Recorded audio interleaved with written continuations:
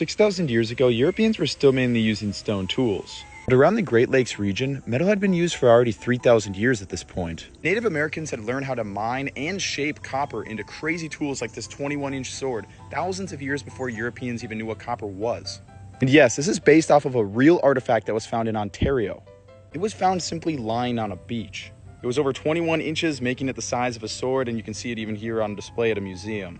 Copper was first smelted in southeastern Europe around 7,000 years ago, but it would take a long time for these tools to make it all over, all the way up to Norway and Britain, and even into France. It took a long time for the tools to get there.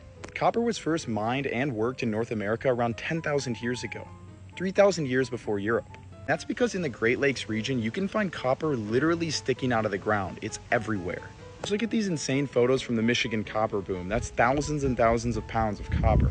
Native Americans learned to mine this copper with stone hammers and other methods involving fire probably, and with it they were able to extract enough copper for everyone. We know this because copper was used for everything, for tools of all sorts like knives, spears, axes. They didn't really even care to lose it. I mean, it's found everywhere in the region. Thousands and thousands of artifacts of all shapes and sizes have been found. And that includes this crazy artifact right here, which was probably a counterweight for a spear thrower atlatl, but just look at how crazy that is. The workmanship is astounding. How they would work this copper is they would repeatedly heat it up and cool it down, which makes the copper softer so you can shape it better.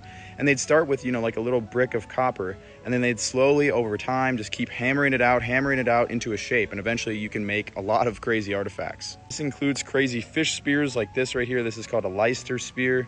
All sorts of knives, beads, adzes, axes, just crazy stuff. You get the workmanship on this piece right here. They put this socketed spear point onto a wooden shaft, and then they punched some copper through to hold it into place. It also includes literal copper swords. Look at this. This is 21 inches long.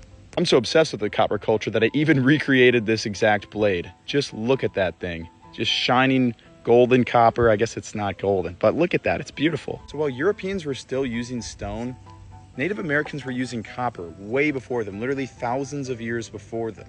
It's just insane to think about because a lot of people don't even think that Native Americans used metal tools. And the old copper culture is probably the oldest use of copper in the world. One of my friends was part of the paper that dated some conical points at 8,500 years ago, but that's just the oldest radiocarbon date we have. Lake sediment with lead in it going back 10,000 years ago has been found, which means that they were mining copper around 10,000 years ago and probably even earlier.